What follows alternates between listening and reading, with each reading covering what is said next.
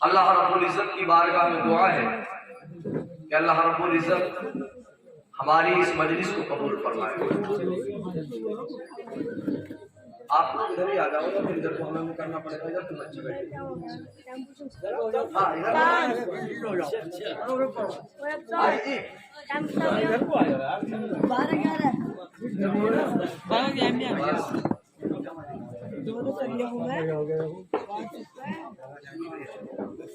درود پاک پڑھیے، اللہم صلی علی سیدنا و مولانا محمد وبارک وسلم صلاۃ و سلاما علیک یا رسول اللہ صلی اللہ تعالی علیہ وسلم۔ مولانا سرفراز صاحب نے تعارف سب کا کرا دیا، سب جانتے ہیں، اس گھر میں تو آنا جانا لگا ہوا ہے۔ اگر میں تعارف کراؤں تو 2-4 منٹ اور اسی میں چلے جائیں گے۔ اس سے بہتر یہ ہے کہ کوئی بات بتا دی جائے تاکہ اللہ تعالیٰ ہمیں اور آپ کو اس پر عمل کرنے کی توفیق عطا فرمائے۔ آمین۔ یہ مفتی صاحب کے جو بھتیجے ہیں مرغوب حسین حسن، ماشاءاللہ ان کی دلی خواہش تھی کہ شادی کے موقع پر جلسے کا پروگرام رکھا جائے۔ یہ دیکھیے، ورنہ تو آج کل ہمارے نوجوان اگر ان کی شادی ہوتی ہے تو وہ نہ جانے کس طریقے کی ڈیمانڈ کرتے ہیں، لیکن انہوں نے جو پروگرام کے لیے کہا، جلسے کے لیے جو کہا، یہ ایک اچھے گھر سے ہونے کی دلیل ہے، دیندار گھرانہ ہونے کی دلیل ہے۔ اس لیے ہمارے جو نوجوان ہیں وہ اپنے گھروں پر محفل مصطفیٰ کو سجائیں شادی اور بیاہ کے موقع پر۔ میں آپ کو بتاؤں، علماء سب جانتے ہیں، اللہ نے سب سے پہلے حضرت آدم کو پیدا کیا اور ان کے بعد میں انہی کی پسلی سے حضرت حوا کو پیدا کیا۔ کس کو؟ حضرت حوا کو پیدا کیا۔ اور حضرت حوا کو پیدا کرنے کا جو مقصد ہے وہ یہ ہے، حضرت آدم کا جنت میں بھی دل نہیں لگ رہا تھا، چین و سکون نہیں مل رہا تھا۔ ان کی خواہش تھی کہ میرا دل اور مجھے چین و سکون، مجھے قرار حاصل ہونے والی کوئی چیز ہے، اللہ کو عطا کر دے۔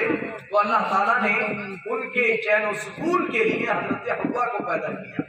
اس سے پتہ چلا نکاح ایک ایسی چیز ہے، اس سے جسمانی خواہشات جو ہے وہ تو پوری ہوتی ہے، لیکن اس کے علاوہ بہت سارے جو اس سے فوائد ہیں۔ سب سے پہلا فائدہ یہ ہے، اس آج پوری امت مسلمہ میں جو بگاڑ پیدا ہو رہا ہے، اگر ہم پورا امت مسلمہ اپنے بچوں کے رشتے شادیاں جلدی کرنے لگے تو آج کل جو بگاڑ فساد پیدا ہو رہا ہے وہ بگاڑ اور فساد بہت جلد ختم ہو جائے۔ لیکن ہم نے نکاح کو بہت دشوار کر دیا۔ نکاح کو آسان بناؤ، اور نکاح کو آسان بنانے میں ہی ہمارا فائدہ ہے۔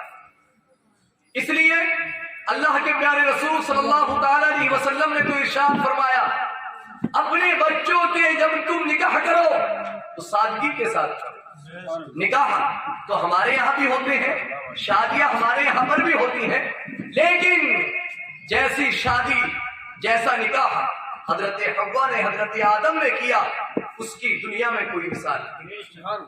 اور یہ نکاح سب سے پہلے جو اس دنیا میں نکاح ہوا وہ اس دنیا میں نکاح نہیں ہوا، سب سے پہلے جو نکاح ہوا ہے وہ جنت میں ہوا ہے۔ دنیا کے سب رشتے اس دنیا میں بنے ہیں، بھائی بھائی کا رشتہ ہو، ماموں بھانجے کا رشتہ ہو، چچا بھتیجے کا رشتہ ہو، سب رشتے اس دنیا میں بنے، لیکن سب سے پہلے دنیا اور جنت میں صرف ایک رشتہ بنا ہے، وہ ہے میاں بیوی کا رشتہ۔ حضرات محترم، اب جو رشتہ جنت میں بنا ہو وہ کتنا عظیم رشتہ ہو، اس رشتے کی ہم حقیقت کو نہیں پہچان سکتے۔ حضرات محترم، آج بھی جو خاندان پڑھے لکھے ہیں، مثال کے طور پر اعلیٰ حضرت فاضل بریلوی کا جو خاندان ہے، آج بھی جب وہ اپنے بچوں کے نکاح کرتے ہیں تو وہ مسجد میں جا کر کے نکاح کرتے ہیں۔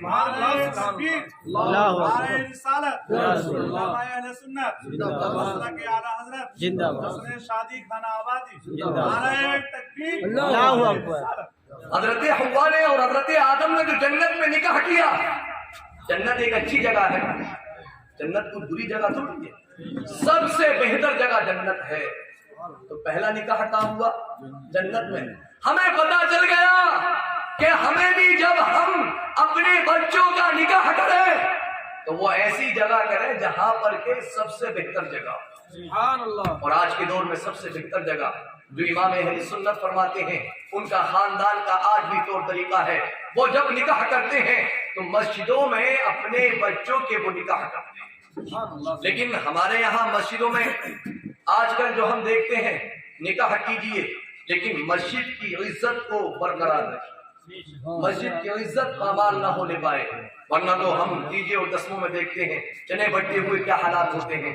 حضرات محترم، حضرت آدم سو رہے تھے، اللہ رب العزت نے ان کی پسلی سے فرشتوں کو حکم دیا حضرت حوا کو پیدا کیا جائے۔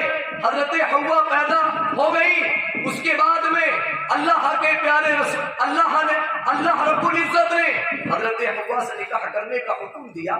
جب حضرت آدم ان کے قریب ہونا چاہے، اللہ تعالیٰ نے حکم دیا رک جاؤ، ابھی تم ان کے قریب نہیں ہو سکتے۔ کہا کیا عرض کیا، اے اللہ رب العزت میں قریب کیوں نہیں ہونا چاہتا، میں قریب کیوں نہیں ہو سکتا؟ اللہ تعالیٰ نے ارشاد فرمایا پہلے ان کا مہر تو ادا کرو۔ سبحان اللہ۔ مہر کیا ہے؟